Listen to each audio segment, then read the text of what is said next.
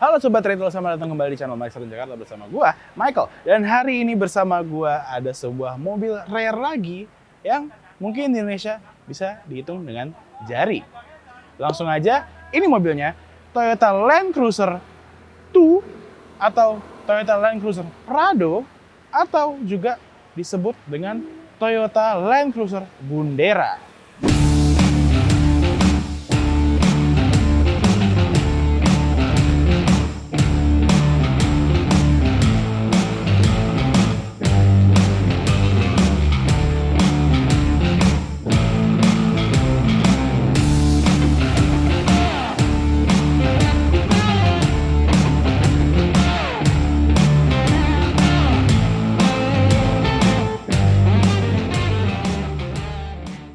Di Jepang, mobil ini dipanggil dengan nama Toyota Land Cruiser Prado, dan mobil ini adalah awalnya Land Cruiser Prado. Dan di beberapa negara lainnya, mobil ini masih disebut dengan nama Toyota Land Cruiser 2 atau Toyota Land Cruiser Bundera. Mobil ini pertama kali diluncurkan di tahun 1990, dan mobil ini sendiri adalah tahun 1992. Dan mobil ini adalah mobil pertama 4x4-nya Jepang yang menggunakan transmisi automatic. Untuk tampak depan mobil ini, kita bisa lihat untuk emblem Toyota-nya sendiri yang berada di grill, dia masih menggunakan emblem tulisan Toyota, belum emblem T. Dan ini justru membuat mobil ini terlihat sangat gagah dan ganteng. Untuk lampu depan mobil ini, dia menggunakan lampu depan buram dan kaca yang kotak. Ala-ala seperti mirip Toyota Kijang Capsule LX atau Kijang kotak. Dan di bagian samping sini bukan lampu sennya, tapi dia lampu kecilnya atau lampu senja. Di bagian bawah sini ada lampu sennya. Dan dia ada tambahan 2 buah fog lamp. Dan lupa gue sebut tadi, di bagian lampu dia ada headlamp washer kiri dan kanan. Untuk bumper mobil ini dia masih menggunakan bumper originalnya yang besi, bukan diganti dengan bumper off-road yang chrome dan di ujungnya plastik. Dari samping kita bisa lihat mobil ini sudah menggunakan velg yang tidak originalnya, tapi dia menggunakan velg Land Cruiser hardtop yang justru membuat mobil ini terlihat lebih sangar. Untuk velg aslinya dia sama persis dengan velgnya Toyota Hilux Surf yang gue sempat review kemarin yang palang 4 seperti plus gitu. Dan jujur menurut gue lebih prefer mobil ini dengan velg seperti ini. Di bagian fender depan di sini ada tambahan front fender mirror sepertinya dari atau punyanya Toyota Fortuner. Dan di sini ada emblem Toyota Land Cruiser. Di sini juga dia ada over fender yang original. Di sini kita ada lampu sen yang bermika amber atau orange. Mobil ini juga dilengkapi dengan footstep originalnya yang berguna sekali untuk mobil ini karena mobil ini lumayan tinggi. Untuk spion mobil ini masih menggunakan spion originalnya yang chrome dan bentuknya itu naik seperti ini. Menurut gua ganteng banget untuk mobil yang kotak seperti ini.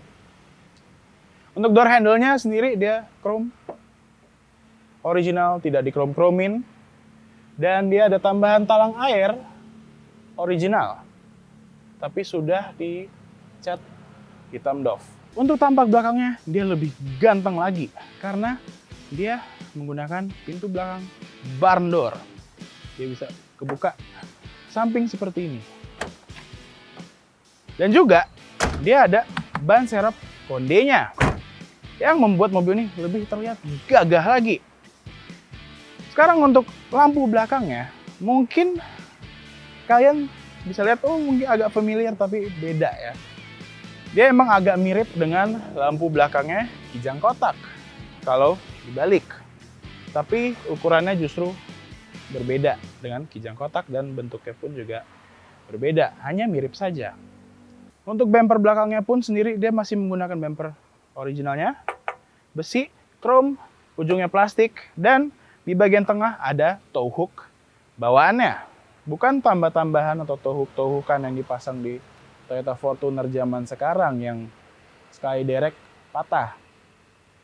Ini original dan kuat sekali. Pasti lo bisa ngederek apapun. Di sini ada rumah untuk plat nomor. Ya gue sebutnya sih rumah karena terlihat seperti atap. Dan juga ada tambahan kamera mundur. Di bawah sini ada tulisan Bundera Diesel 3.0, tapi ini hanya stikeran saja. Dia memang Bundera Diesel, tapi bukan 3.0. Nanti gue akan bahas soal mesinnya.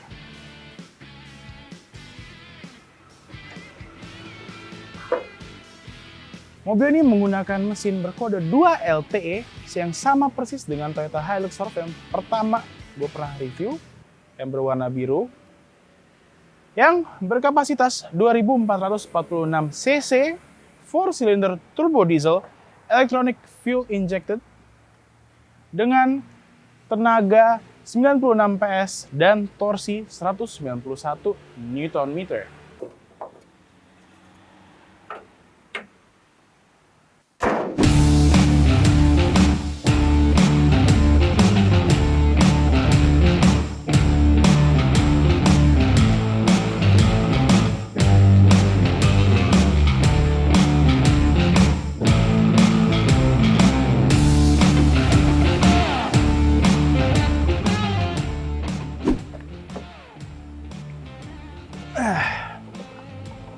Ini dia interiornya Toyota Land Cruiser Prado atau Toyota Land Cruiser 2 atau Toyota Land Cruiser Bundera. Untuk dashboardnya seperti kalian bisa lihat sudah dikayu-kayuin sama pemilik sebelumnya. Dan ini then again kembali ke selera.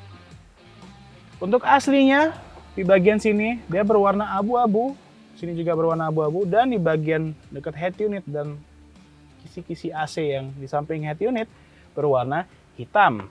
Dan di sini handle-nya juga berwarna abu-abu.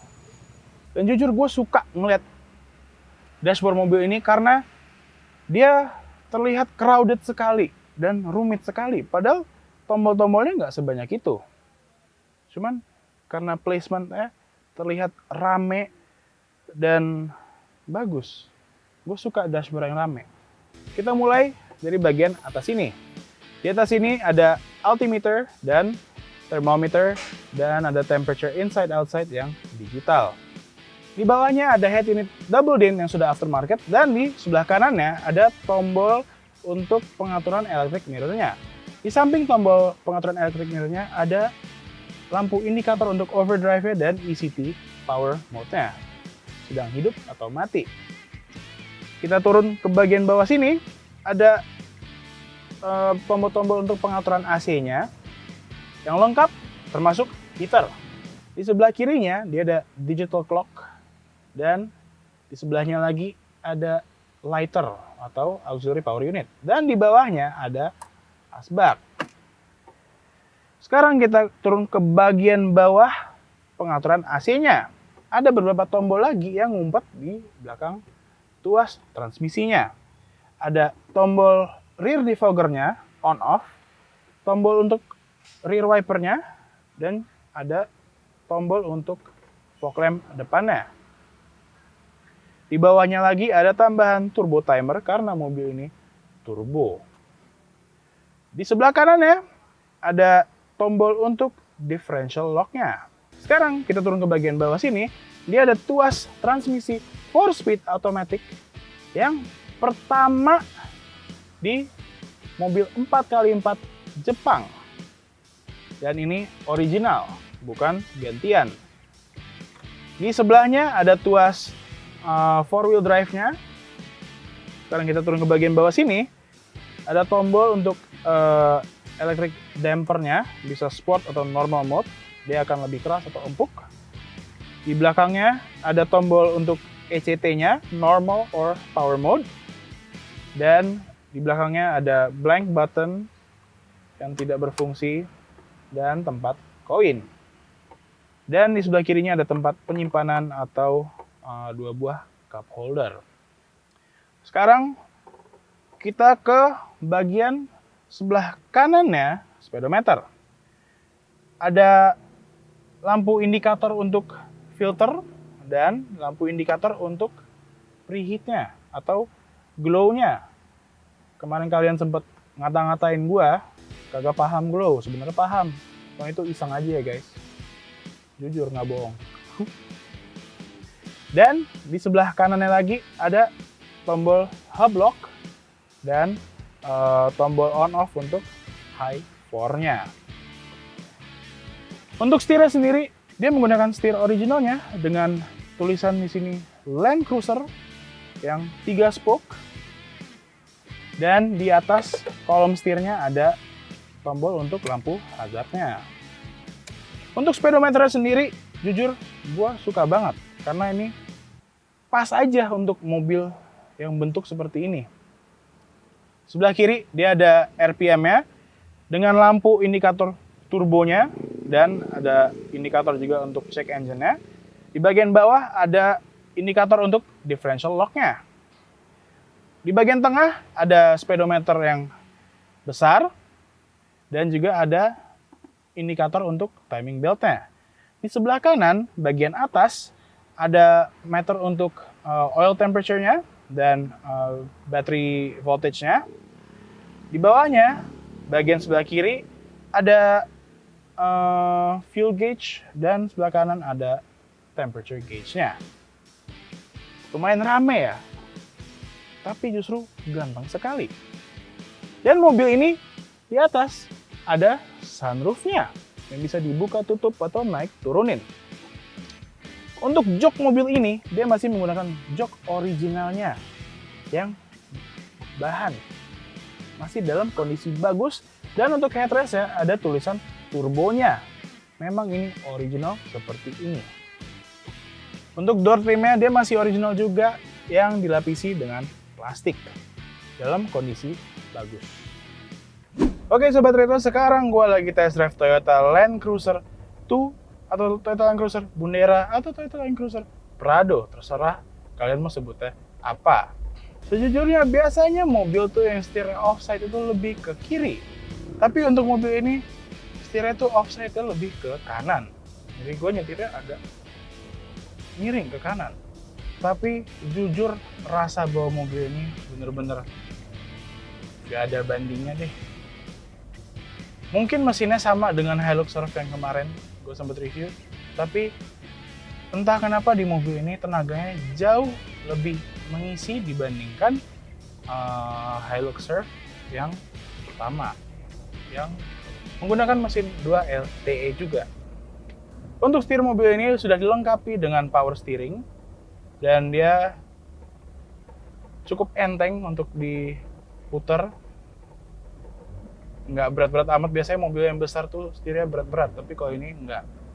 Dan feel bawa mobil ini, gimana ya jelasinnya? Enak banget. Rasa bawa mobil besar, mobil tinggi, mobil lebar. Membawa sebuah Land Cruiser yang bisa kemana aja. Untuk kenyamanan dalam mobil ini, comfortnya, joknya enak sekali. Dan ini joknya sangat amat memeluk. Gue bener-bener soalnya ditahan atau dipeluk di kursi ini. Karena side bolster saya tuh lumayan tebal. Dan bahannya pun enak banget. Lembut dan empuk. Sekarang kita tes suspensinya karena di depan ada beberapa polisi tidur. Dan sekarang gue ada di normal mode. Untuk suspensi depannya memang dia firm. Tapi untuk belakang dia empuk. Coba gue masukin ke sport mode. Kita coba bedanya.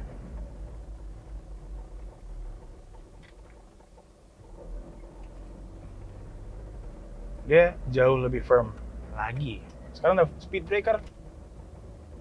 Depan kerasa tapi belakang justru empuk sekali.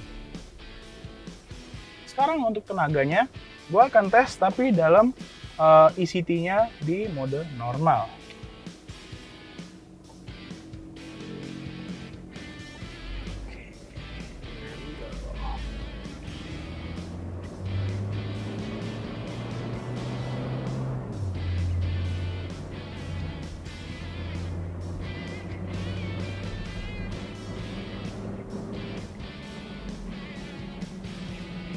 tenaga mobil ini, seperti gue bilang tadi, ada sekali. Dan jauh lebih bertenaga dibandingkan Hilux Surf yang 2LTE. Sekarang gue mau muter lagi dan gue mau ulang tes tenaga mobil ini dalam power mode. Tapi untuk jalan yang keriting, yang tidak rata gitu, hampir nggak terlalu terasa loh mobil ini. Enak banget. Sekarang gue akan tes mobil ini dalam power mode.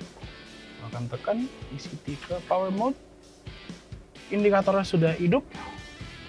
Kita tunggu jalan kosong. Nah, ada angkot bawa ondel-ondel. Kita sama.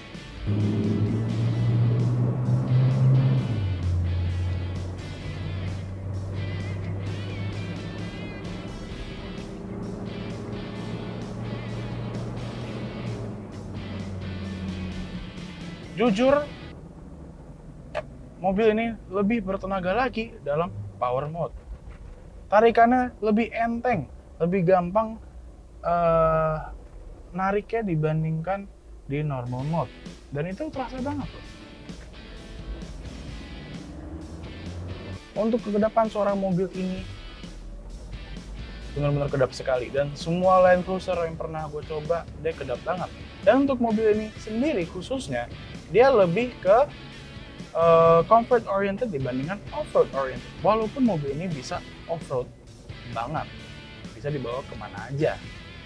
Jadi Sobat Retro, bagi kalian yang demen atau pencinta Toyota Land Cruiser dan ingin banget memiliki mobil yang rare, ini mobil buat kalian.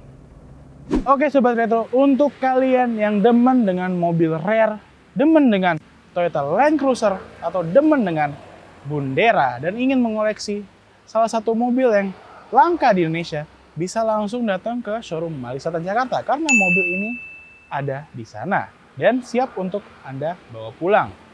Jangan lupa like, comment, subscribe channel Malik Selatan Jakarta dan tekan loncengnya untuk update-update terbaru video kita. Sampai ketemu di video berikutnya.